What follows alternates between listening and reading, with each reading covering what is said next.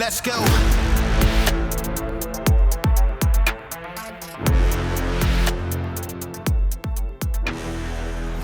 Welcome to Citizen. We have a very special guest today, Chadwick Moore. You wrote a book about our dear friend Tucker Carlson. He's a character, that guy. But tell me about before we get into that one, tell me about your history a little bit, because you've written for a variety of different publications and different topics and stuff. So tell me how you got into this.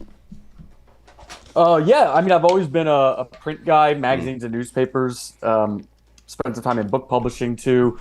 And I was always working in liberal media, but I didn't, I wasn't like political guy. I had my views, but I never let them known. I was mainly doing features, investigative stories, human interest, things like that.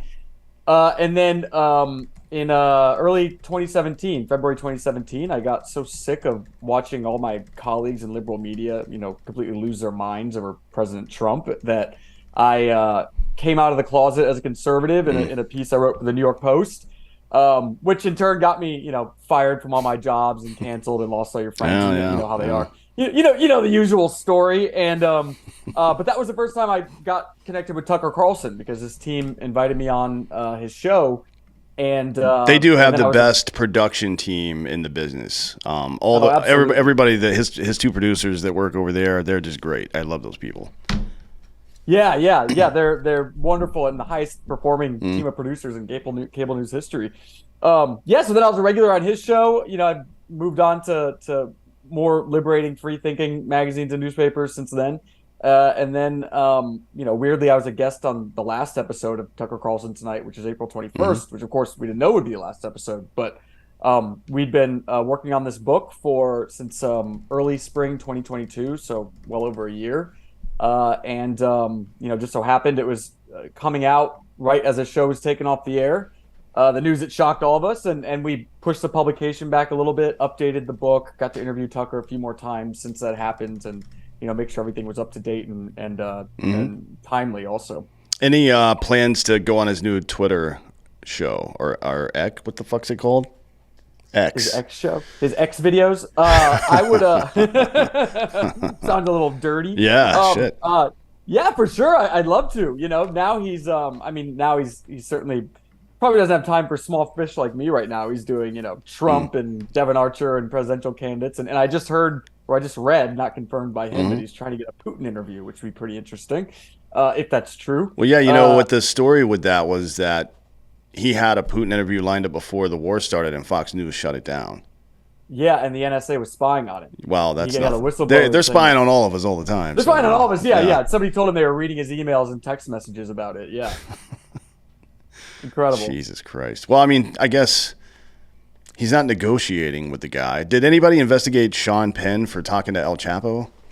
Yeah, right. I don't think they did, actually. No. All right. I mean, Putin's kind of a dick. Not kind of. He is a dick, but Chapo pretty much a dick as well. I feel like those guys are on par with one another. Right, yeah. Well, I mean, I guess my perspective is, why wouldn't you want to have an interview with Putin? Wouldn't you want to hear what he has to say? I mean, this man, he's like banned from Western media. Whether you hate him, I don't think there's anyone in this country who particularly likes him. But shouldn't we be hearing that perspective? The Russian people obviously really like him. 140 million people who really like President Vladimir Putin. I think it'd be interesting to understand why. And if Russia is your enemy, wouldn't you want to understand him better? Sure, yeah. I mean, I tell people that all the time. Just because you don't like someone's solution to a problem doesn't mean there isn't a problem there, right? And if you don't have to give them the benefit of the doubt. You don't have to agree with them or anything. Just try to understand where people are coming from, because there is some underlying truth to what they're doing. Always, no matter how fucked up their actions are, there's always some underlying cause that has some kind of truth in it. And it's one of the themes of this show. People bitch and moan about their rights all the time and blah, blah, blah, and how things are going. And they are content to sit around and wait for somebody else to secure their rights for them, you know what I mean? Instead of, doing it themselves, which is the entry fee for being a citizen. That's what it costs. There's no literal fee, but the entry fee is to do your fucking job, you know what I mean? So it's like, if you can get to those root causes, if you can bypass the politics and the opinion and the over and under reaction and the spin and get to the facts, you can solve that problem. And as somebody that thinks conservatively minded, I guess, I think it's a very good way of keeping government small, right? Because you take that power out of their hands. When the government shows up, if there are no hands out wanting something, they don't have any power there. You know what I mean? That's kind of the thing that we've lost is people who want small government, right? There aren't a whole lot of politicians who think that way anymore.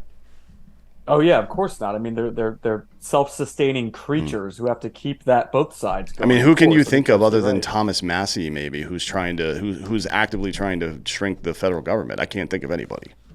Right. Yeah, exactly. And I don't even know what that would take. I mean, I don't know how Trump tried to, or if he can during his second term, if he were to get one. But there's a lot of forces against that, of course. Yeah. I mean, what do you think about that? Do you think that the president has the authority to shut down an executive branch, like a division? I don't. I mean, an like if he agency? could like shut down the Department of Education or the EPA or something like that.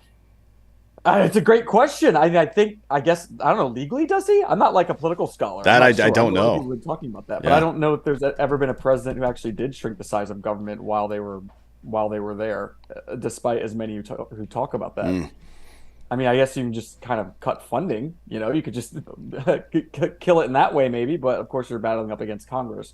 Well, sure, yeah, but I mean, in that sense, you can definitely defund things from the executive. So you can,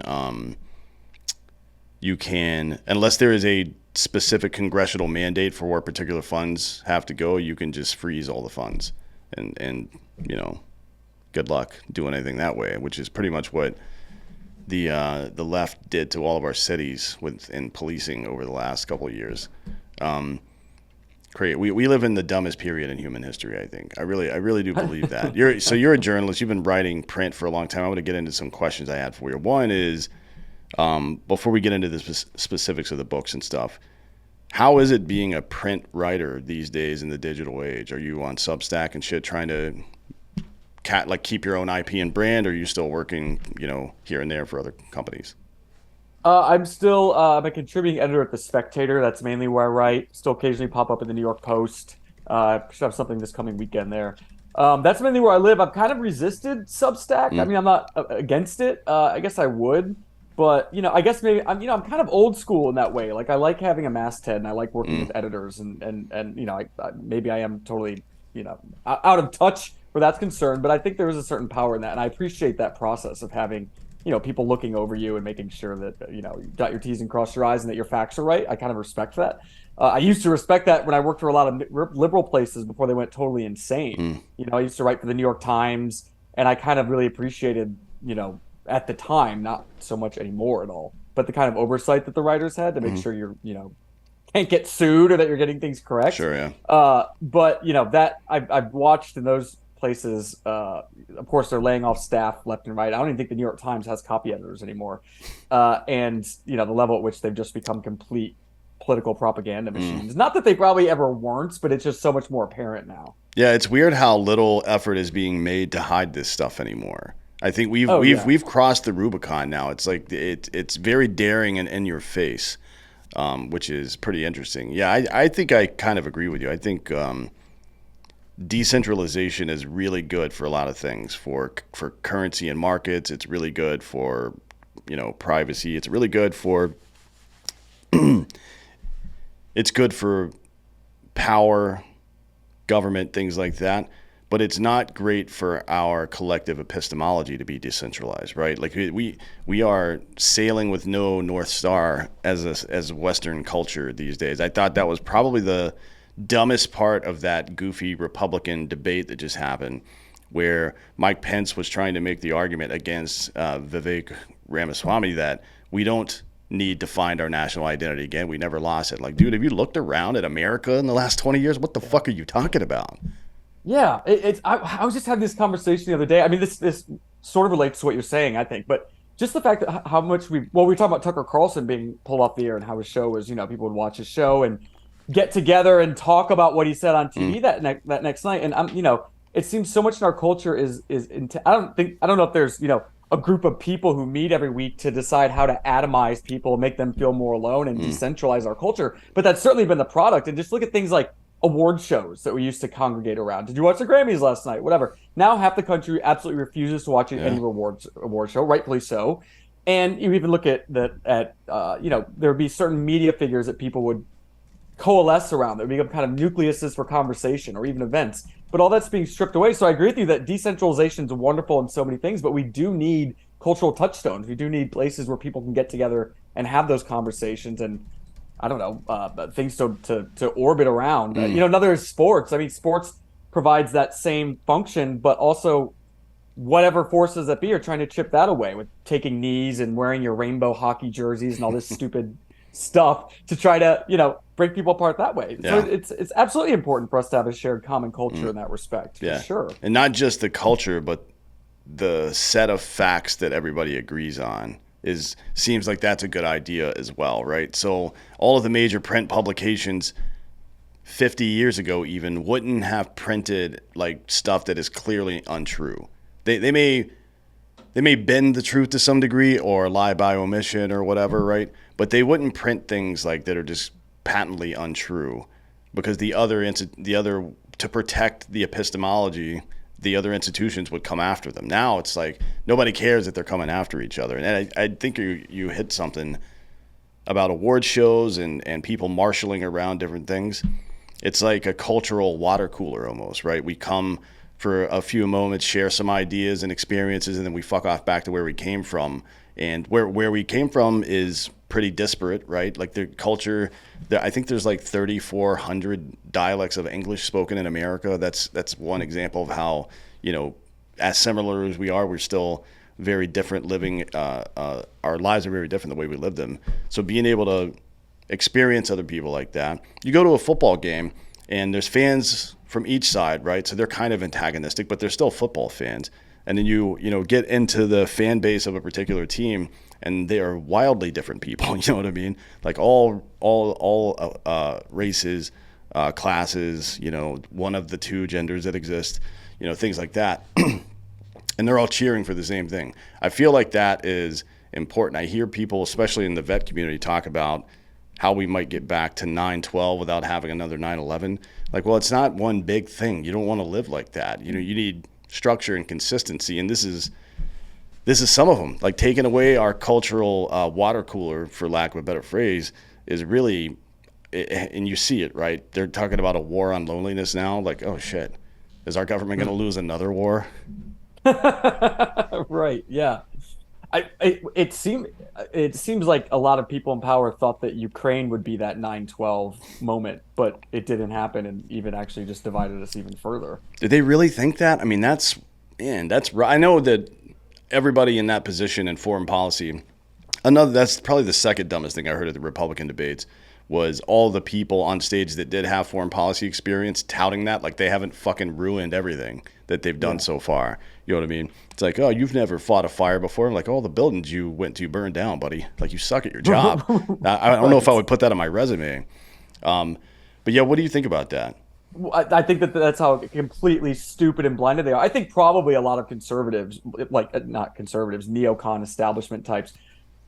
I mean, I could just see that being their thinking. Okay, we're going to get together with the left and we're going to support this war because everyone hates Russia, right? It's the scariest place, most evil country in the world. So, of course, after we've had this 4 years of absolute division and being at each other's throats, now we have this cause we can rally behind, and it's anti-Putin, and it's defending these poor, peaceful Ukrainians, the most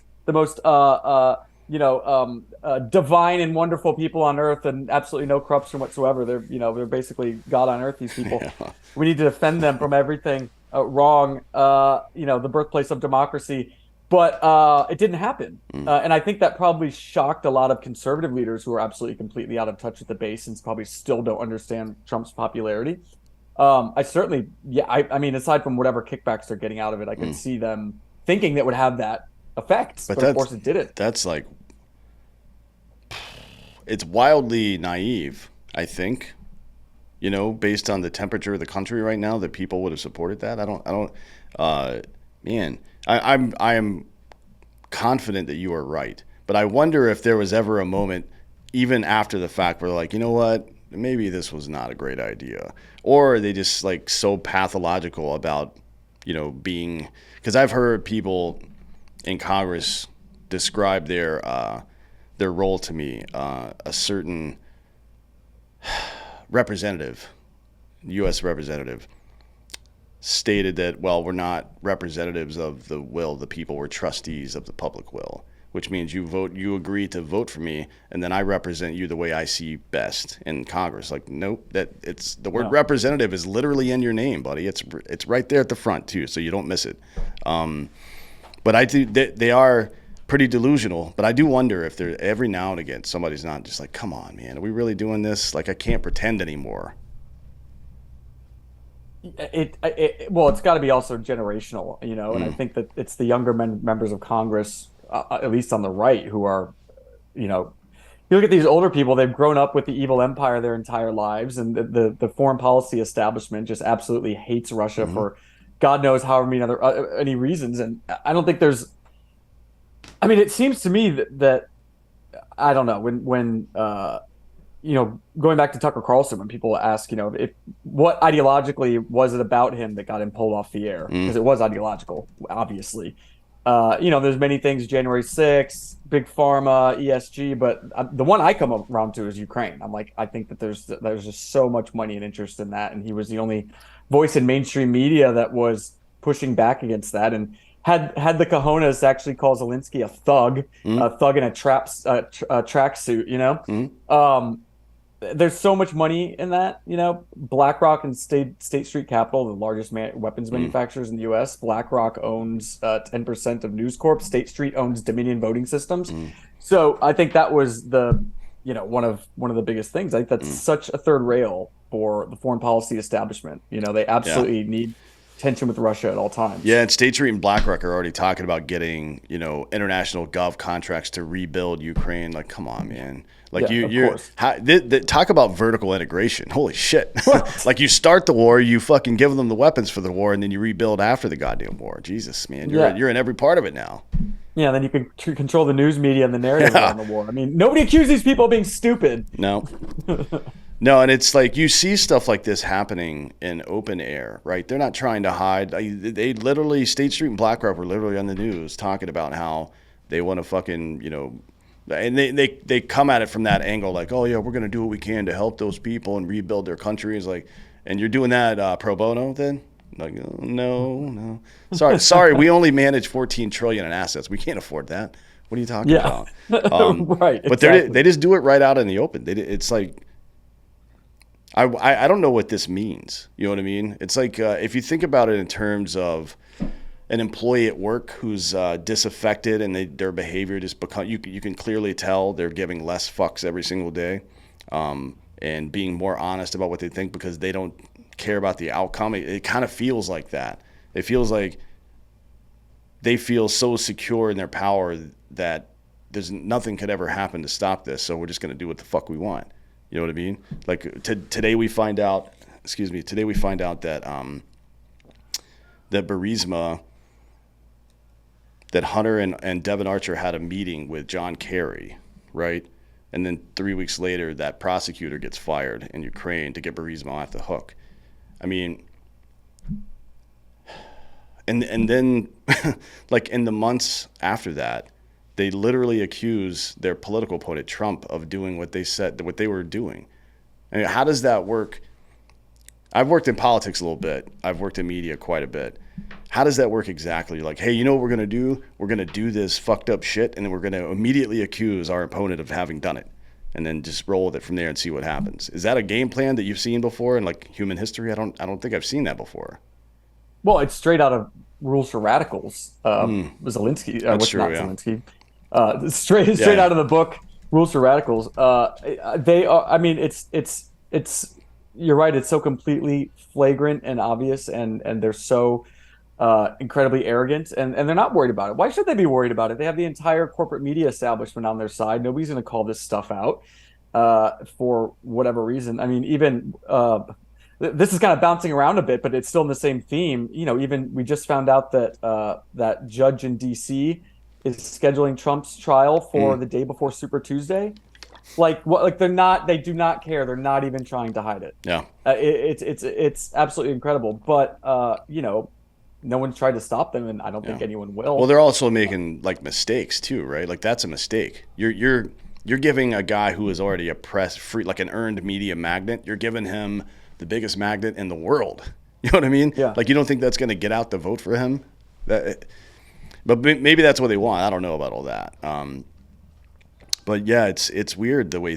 What do you think that means? What do you glean from the fact that they're so brazen about it now, without seemingly without any fear? I mean, the stock trading, insider stock trading stuff. It's everything to do with public servants right now. Well, I think to be so brazen is another tool to keep people in line.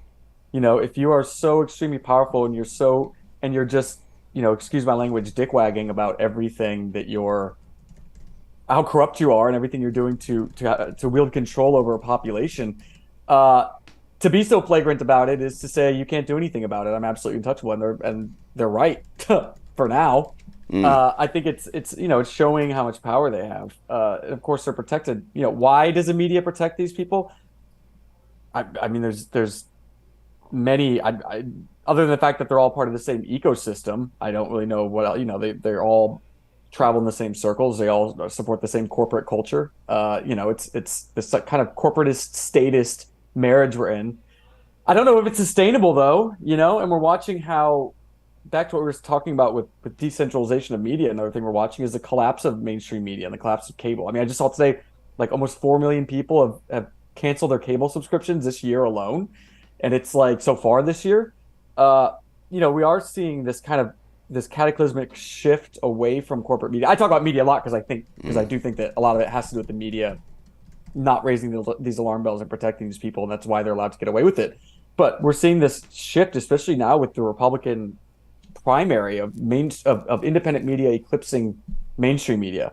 All the news is breaking on independent media. They're getting, barely any people watch that Fox debate in Mm. terms of what a debate usually gathers. They had to get 12.8 million viewers Mm. compared to 23 million for the last Right. Republican primary debate. So, we are seeing this shift. And by the way, that And was 8 years ago. That last Republican debate was 8 years ago, right? So you would right. think audiences would have grown, but I think these cable news companies have lost millions of viewers over time, and it's going to get worse. So where do you see it going then? I think like Fox and all that. I mean, they're always going to be around. I mean, you look at Fox's website; it gets like 100 billion clicks a month or something insane like that. So they're not really going anywhere. I think that it's going to be. I mean, it's shaping more to be like when Bezos bought the Washington Post. Obviously, the Washington Post is not profitable, but it's a tool that extremely powerful people can have to wield to paint a certain worldview and push for policies that they like. So I think entities like cable news will always stick around for that. But the fact that more people are aware that it's all crap, that it's all regime crap, both conservative regime crap and liberal regime crap, um, they're walking away from it, and people they don't want this kind of soulless corporation. Cable news is such an artifice to begin Mm. with. It's everyone's, these nipped and tucked little robots reading scripts and these big studios and like bells and whistles, news alert, and like things ticking around on the screen. People are sick of that. They want to connect with individuals, and they want to, they don't want all the artifice that news model produces. Yeah, I mean, Which Woodward is and really a good thing. Bernstein weren't exactly great-looking dudes. Walter Cronkite, I mean, Right. he looked respectable and trustworthy, I guess. Edward Murrow, people like that. Yeah, they were like maybe classically handsome, I guess. I don't know how to say that, but he's certainly not like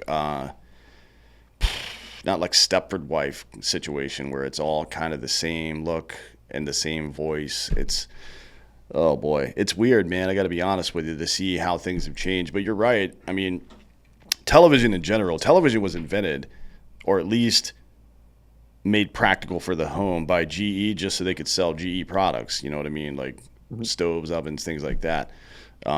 So it's always been like that. But cable news, especially, is just a marketing device for status.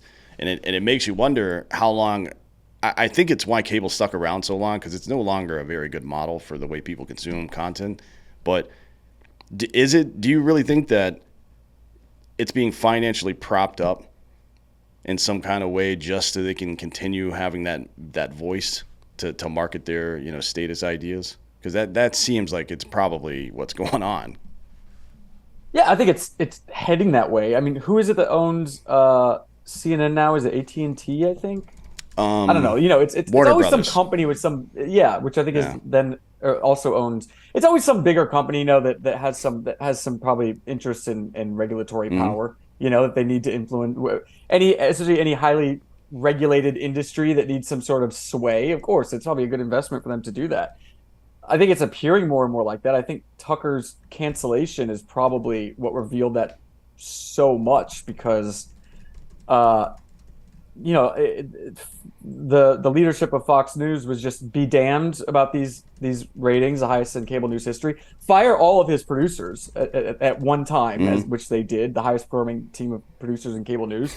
It's not normal for a news organization, especially Fox, to fire producers when they get rid of a show. Hmm. You're hired to work for a network, not for a show. So you would move to another show then if your show gets taken off the air. So it Yeah. was completely ideological. That's almost inarguable at this point. And they realized that there's probably more money to be made elsewhere and maybe other divisions of people who have controlling interest in the company. So Fox is such a good example because they've been number one for so long. They've been unbeatable, and they simply do not care repeatedly how often they offend their audience. They don't give a shit about their audience. They look down on their audience. They think they're stupid, and they think that they'll watch them no matter what. And if they don't, who cares? We want to control who wins the primary. We want to control, who gets this job of president. We want a bigger say. Mm. Reminding you that it's owned by foreigners, Fox News. It's not owned Yeah, by yeah, I know, Americans. right? Just a reminder to everyone out there. Yeah. I don't think they're really America first. There's Australians who own Fox News. Um, so yeah, it does seeming that the model is not profit by is not going to be profited by ratings and ad sales. It's going to Hmm. be profitable by something else, Yeah, most likely. my co-host on my other show, Drinking Bros, asks me about this all the time, kind of incredulously. Like he's it doesn't make sense to him why it seems like a lot of media companies, especially the ones that have news departments, are acting against their own audience and against what and against like revenue generation strategies as well, right? For like Bud Light's an example of it, obviously, but I mean like just the media part. He's like, well, I don't understand this. Why are they doing this? It's hurting their brand and hurting their company. I'm like, well, it's not about that, right? And ultimately, especially the publicly traded ones, they're pretty insulated, in my opinion, because this the product isn't the quality of the news; it's their stock price, right? That's their product. That's how they generate revenue. That's where the dividends for the C-suite guys come in at the end of the year. That's all they give a shit about. So as far as that goes, they can protect their stock price just by manipulating the market. That's an age-old tactic. So I don't think they're worried about that at all. So they do have quite a bit, even if there wasn't something nefarious going on and they were just unethical and incompetent, you know what I mean? They would still be able to kind of do that. But it does seem like it's intentional. You know what I mean? When there's a guy like Soros who's cruising around spending so much money on judges and district attorneys in our country, and people are just like, yeah, it's not a big deal, and then they'll deny it after the fact, like Alvin Bragg will deny it. But you know, this infiltration that's happened, from foreign actors and stuff like that, of course they would do it. Like, of course they would manipulate markets and spread what they call misinformation to, kind of, I guess, keep their power. I guess that's the point of government now. We just to propagate its own existence, right? Yeah, maybe it's just all for its own amusement too. I mean, if George Soros is the whole reason why he's trying to destroy America from inside is just because he wants to short the dollar, not because he needs some money, but just Mm. for a laugh. I mean, just to show he can. I think that mindset probably infiltrates a lot of people who have all the money in the world and don't need any more money. And it's about exerting power and shoring up power, which is far more important than another $100 million Mm. or whatever they think they can get that year. Sure. Yeah. What do you think about since we're kind of dancing around politics a little bit? What do you think about Ramaswamy?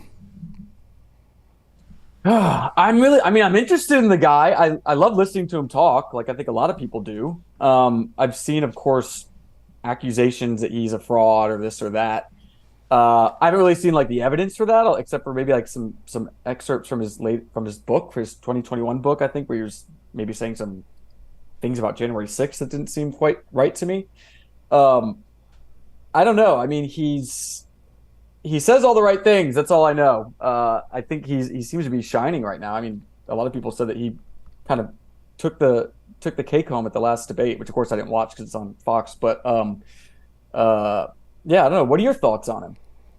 Yeah, I mean, some of the stuff he's written in his book are pretty weird, like a 60% death tax, things like that. His idea is that you shouldn't just become a billionaire because your parents were. It's like, I don't know about forcing somebody else. Like when somebody refers to themselves or implies somehow that they might be libertarian minded, it's pretty easy to find out if that's real or not, right? And it's because their axis, their crux will always be, does this give more power to the individual or more power to the state? And they will always choose the individual no matter what, right? And I see that pop up time and time again in his talking, where it's not neocon, it's not nation building. Which, by the way, I don't if you remember in 2000, George Bush was on the campaign trail campaigning against nation building. Just to keep that in mind. But yeah, he doesn't talk about neocon shit, but he does seem to have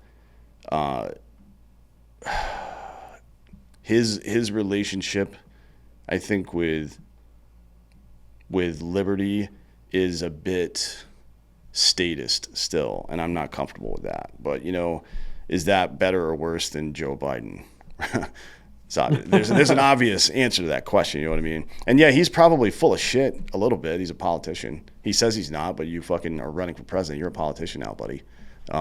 Right. So I don't know. I mean, I give people the benefit of the doubt, for the most part. But it's except for when it's politicians. Then I just assume they're always lying, which is the safer bet. But I have wondered. I've seen a couple of people on Twitter put together little mini profiles on him and some weird stuff he said, but I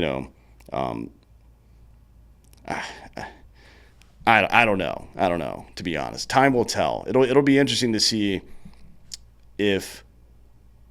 I think the most likely scenario is that he becomes Trump's Veep candidate, or because I don't think DeSantis would accept it because there's too much tumultuous shit going on between them, and I don't think any of the other candidates would really help him. But we'll see. But it'll be interesting to see them in a room talking together, to see how they communicate. You know what I mean? Because what I would really hope for, I don't mind Trump being president. His policies were pretty effective, right? I mean, he's a dick, but I don't care about that. I didn't hire him to be a nice guy. I want him to be the fucking president of the United States. But I do. He is kind of a classic old school New York liberal, right? So there needs to be somebody, not fucking Mike Pence for sure, because he doesn't even understand the Constitution, but somebody that does understand the Constitution and continuously pulls Trump to the right, not like the alt or far right that people describe now. Just keep government small. Like, hey, maybe let's not add $8 trillion to the debt in this next 4 years like you did last time. You know what I mean? Stuff like that. So, but I don't know if, do you get the sense from Ramaswamy that he thinks that way? Because some of the stuff he said, I don't really get that from him.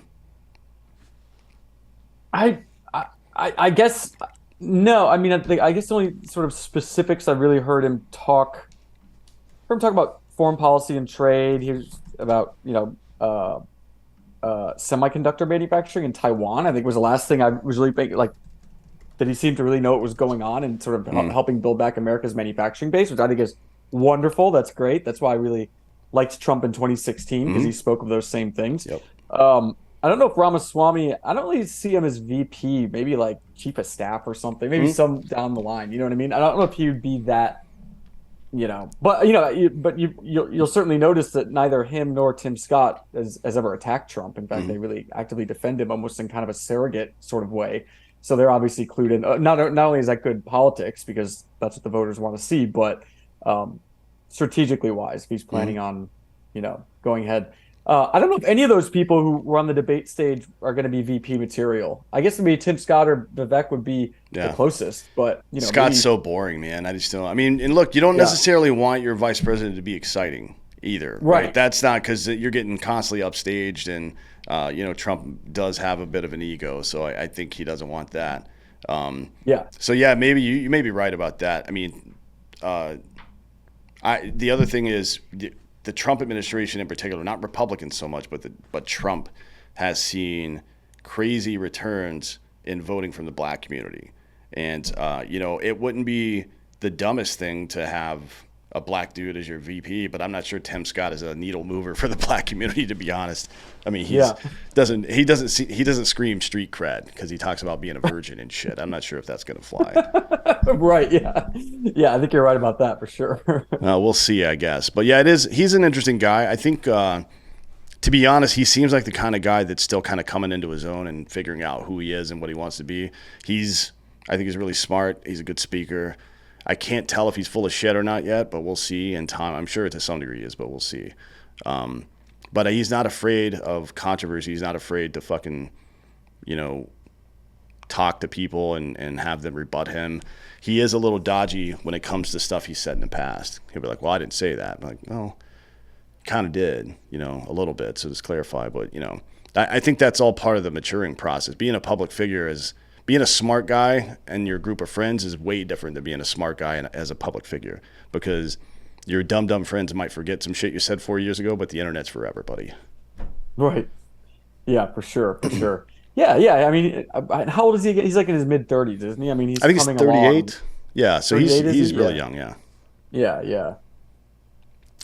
Yeah. So we'll see. I mean, I think he's got some potential for sure. And regardless of how full of shit he may or may not be about certain things, you can't say he's worse than anybody that's serving in Congress or the Senate or the White House right now. What about these Trump indictments, man? I mean, do you think that this is like a critical moment in American history, or is we're gonna look back on this in 10 years and be like, that was dumb, comical kind of situation, like it was stupid, but not like it fractured our country permanently kind of situation? I think that depends on what happens in the next election. I think it certainly feels like, I think you used the phrase earlier that we crossed the Rubicon, that it feels like there's something that we're not going back from. I don't believe that if Trump were to be elected next time, I don't know if he would go on a revenge tour. I would like him to. I don't know if he'd be able to. Number one. What do you mean by a revenge tour? Oh, just start arresting all the people that fucked with him this time. Start locking. Hey, maybe go after Hillary. Go back to the emails. Maybe go after the Bidens. Maybe look into these prosecutors. Any dirty thing he could do that the Democrats are doing to him and his supporters. Any amount of treatment that anyone locked up for J6 got, give it to lefty protesters, whatever. I don't know if he'd actually do that. I don't really think he's nasty in that way. That maybe I kind of wish he was a little more because of the treatment he's received. And aside from that, I don't think he'd be able to maneuver Washington in that way. I think he'd still encounter the same swamp that is completely against him. They realize it's a temporary job, only be there 4 years. They're not going to align themselves with him. They're not going to do his bidding. They're not going to help him out. So, if Trump got into office and went on this revenge tour and started locking up people for silly things like they're targeting him for, then we have a different scenario than if he wins and just decides to be the bigger man, which I don't necessarily advocate for being the bigger man in this situation, but I think that's really going to determine it. And if he doesn't win, all the charges are probably just going to disappear because this is only about election interference in one way or another. It's only about interfering in the election because they want to dissuade people from voting for him or because they really want him to become the candidate. And so they're doing this to drum up the base, the left being, because they think he's easy to beat. And if it's the latter, it certainly worked on me. It's made me, very emotional about supporting this man and feeling like we have to get behind him. It's clear the left is doing this because he's running for president, but I just don't know what their intent is and the level to which it's coordinated. Let me run my conspiracy. It's not really a conspiracy theory. Yeah, let's hear it. But my theory is that I don't think in terms of left or right that much, because I think that's kind of a canard, to be honest. It's maybe fucking 40 years ago, but that's just not how the world works anymore. But I do think the aristocracy wants Trump to win the presidency, to swing that pendulum back far to the other side. I mean, if you just, the harder you swing the thing, the longer it continues swinging, and the more drastically. And I think there is some concerted effort to what we spoke about before, just to inject division and chaos into Western culture. And I think that would be a good way to do it. To your other point, Trump probably only has the political capital to go after, like, the establishment, after agencies, and shut some of them down, or curtail their power, or the people that were fucking with him.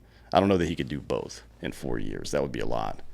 So I do wonder which one he'll choose. Hopefully, there's a couple people that belong in prison. Like the Bidens belong in prison, it seems like. Not for keeping boxes of printer paper and next to his Corvette, by the way, for actual crimes. But what do you think about that theory that the aristocracy or the powers that be, whomever, just want the pendulum to keep swinging back and forth? Because I think if we were kind of centrist not too long ago, right? And like Bill Clinton's last term, we were pretty centrist as a country. Everybody was pretty much on the same page until his whole thing, But we're not even close to it. And it took one generation to just completely fracture all of American politics. I would agree with you that if there were, so no, I could totally see this interest in having it keep swinging. But I would even say one reason for that is okay, well, you can't keep going so far. You still have to have the illusion of fairness and the illusion of democracy. So you let one guy win, and the other guy win, and the other guy win, and the other guy win, so that people don't feel like they're completely oppressed. In the meantime, if people are at each other's throats and fighting about transgender pronouns all day long, and then of course you're free to continue doing whatever it is that makes you money. And getting back to our earlier conversation about those industries. I thought that for a long time. It's like everything, it always seems just so perfectly like turned just when it needs to give the other side, the other party, a victory just when they need it. That if there was something that was sort of managing that, I think one reason maybe might not necessarily be to drive us into civil war, but to keep both sides at each other's throats, so that they're focused on that. Yeah, and I don't think it has to be like people. You spell this out for somebody, and their brain immediately goes to some like dark room with poor lighting, and then everybody's twisting their mustache like, oh, we're gonna get these plebs. I think it's just like the classic aristocratic wink and a nod, like the good old boy system. Like, hey, we're gonna act in it. Wouldn't it be good if we did X, Y, and Z, and who cares about the fallout of that? I think that it's probably way closer to that than it is some even Davos closed door meeting about. Now again, they do talk about some crazy ass shit in public there, like where you're not going to own anything and you're going to be happy. It's like, all right, cool, man. Well, that doesn't sound very good. Right. Yeah. Yeah, for sure.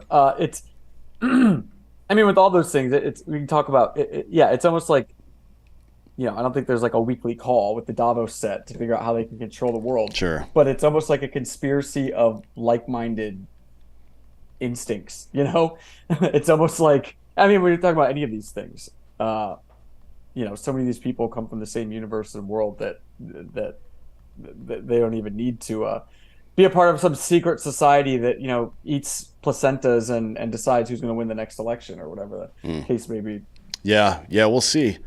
We'll definitely see about that. Now let's talk about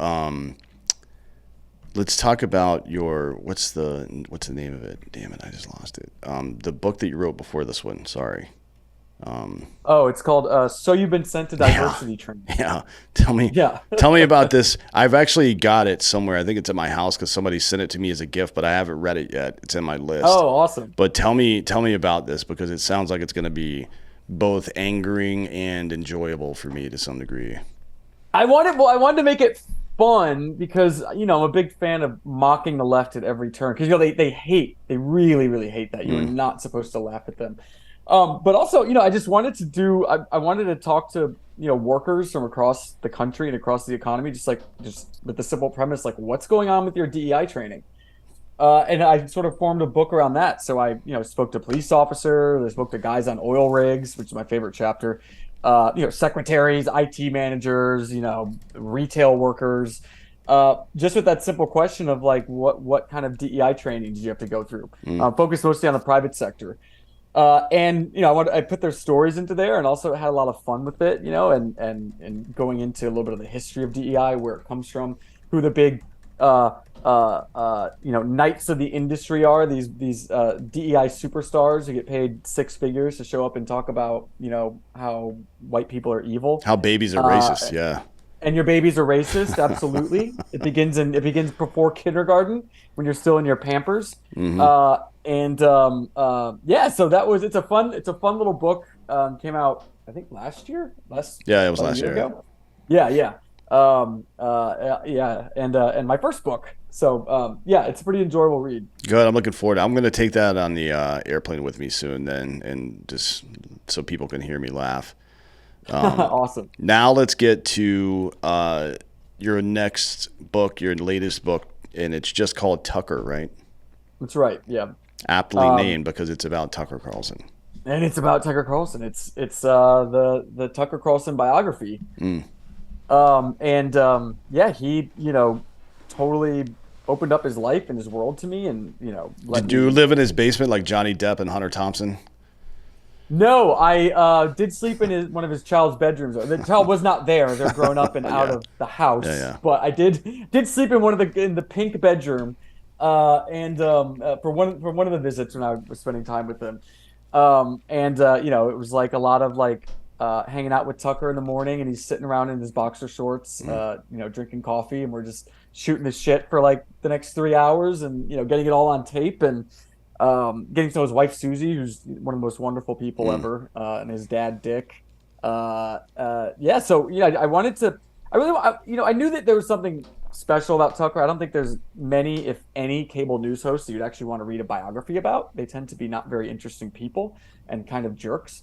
But I knew that Tucker was different, and I really wanted to tell a three-dimensional story of this human being. He's really smart, really interesting, really, really well-rounded. His interests are varied and fascinating, and he's just a really unique person. And I really wanted to sort of paint that portrait and tell a story about this guy he was so polarizing. And you have people who are either think he's the Antichrist and the most evil person who ever lived, and on the other side you have people who think he's a god and the greatest thing to ever happen to America. And I really wanted to just tell the story of this person, and get into who he is and what motivates him, where he came from. So that's sort of how the book came to be. Yeah, it's it's real. I guess it's just a sign of the political times these days. But people assume because somebody has different political views than they do, then somehow it's a bad person, maybe, or something like that. I don't know. Or maybe that's a way you insulate yourself from critical thinking, just to, well, that's a bad guy, so I don't need to think about that idea he just said. I'm sure there's some part of that that's in there, but I've heard him called a lot of things like rude and hateful. I'm like, no, man, he's like the nicest guy I've ever met in my life. Somebody questioning you doesn't make them a dick. Right. You know what I mean? Like you're not entitled to have your facts and motives questioned. That's just how it is in life, dude. It's literal violence if you question my truth. Actually, my truth. He's because when you do get to know him and when you actually like understand what he believes, he's a civil libertarian at heart. He's a live and let live guy. He's very spiritual. He loves nature.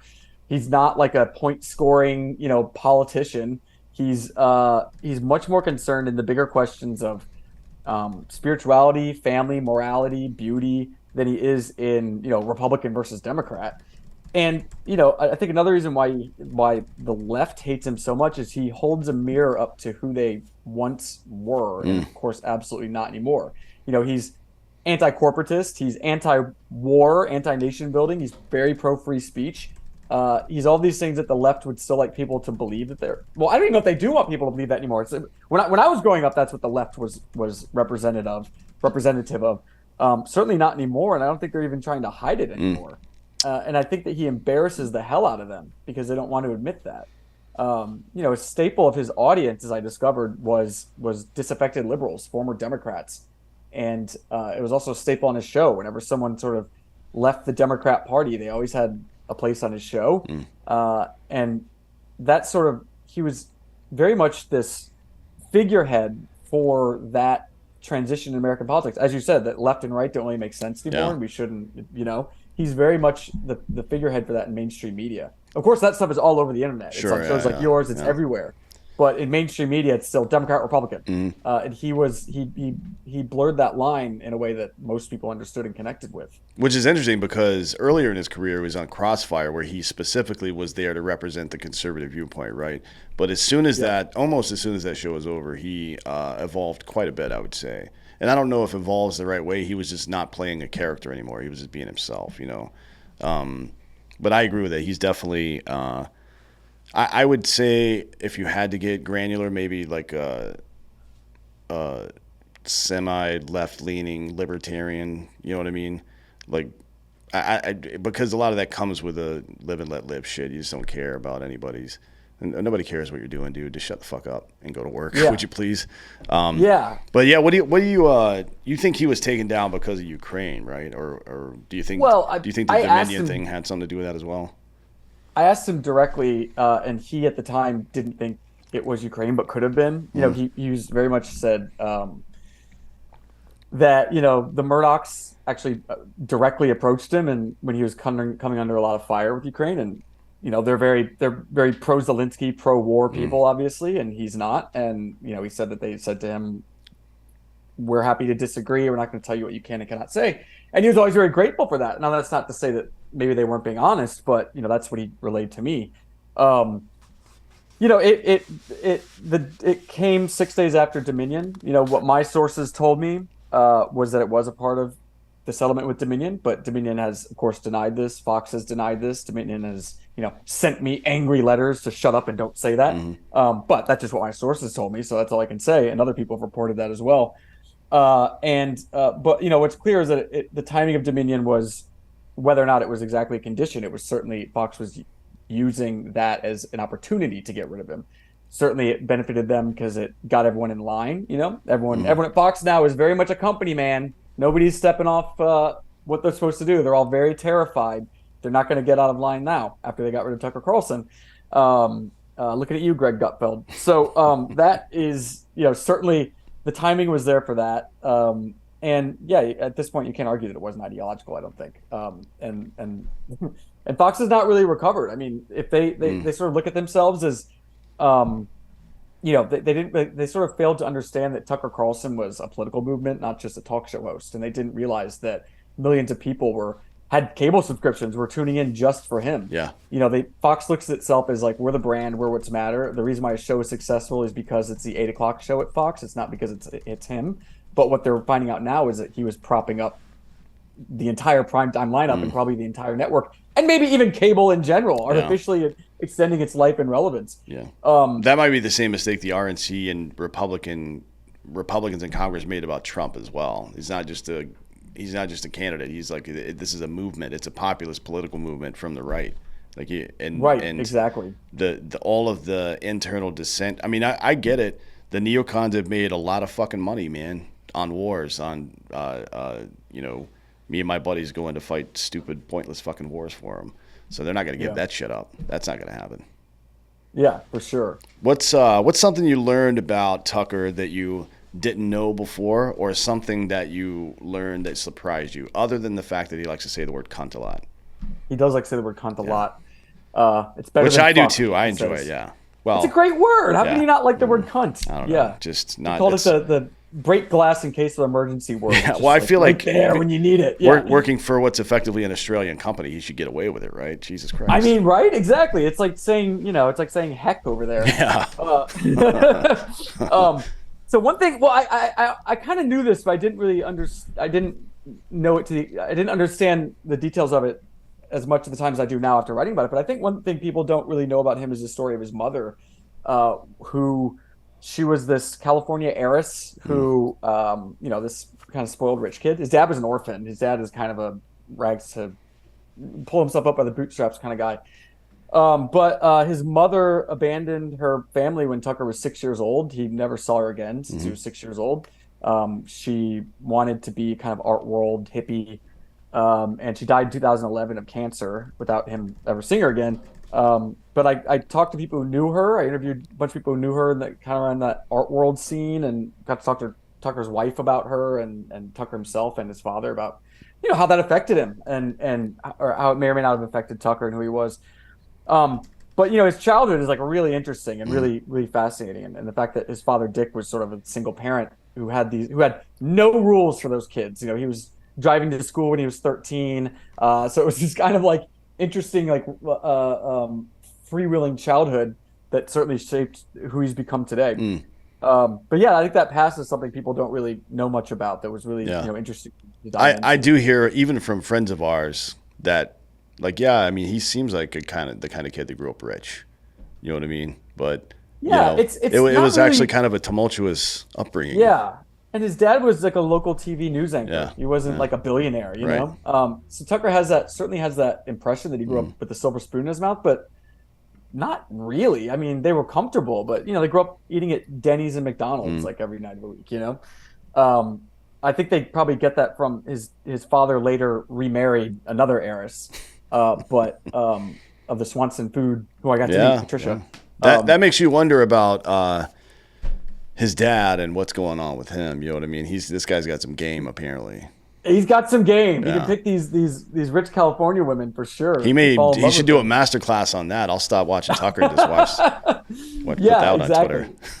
That's really good. For sure. What's one more thing from the book that you think is something that people should really know to get them to go buy this thing? Because I think I'm going to read it. I've read the first couple of chapters, but I'm going to read the rest of it. We've got a trip in Florida this weekend, so I'll be doing it then.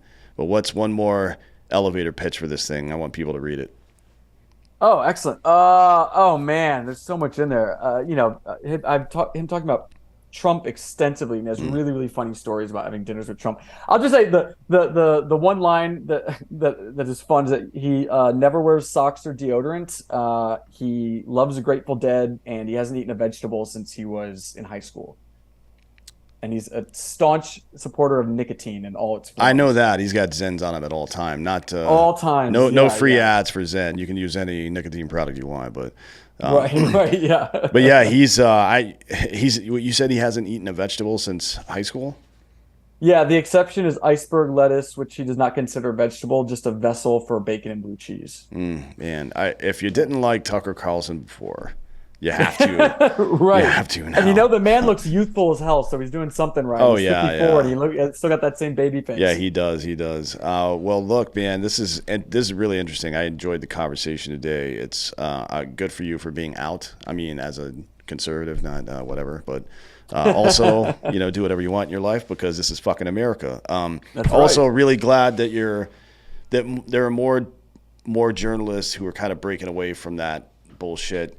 I like that some people are staying in corporate media as well. Like, I mean, you got to fight. Somebody's got to fight. Batia Ungarsaryan is a friend of mine over at Newsweek. I'm glad she's doing it. Glad you're doing it. This book looks really funny. Really fun. I'm going to read it this weekend and let you know what I think. Appreciate you coming today. Oh, I appreciate it, man. Thank you very much. Yeah, and you all go out and buy the book as well. It's called Tucker by Chadwick Moore. Buy it. And thank you all for watching. This has been Citizen.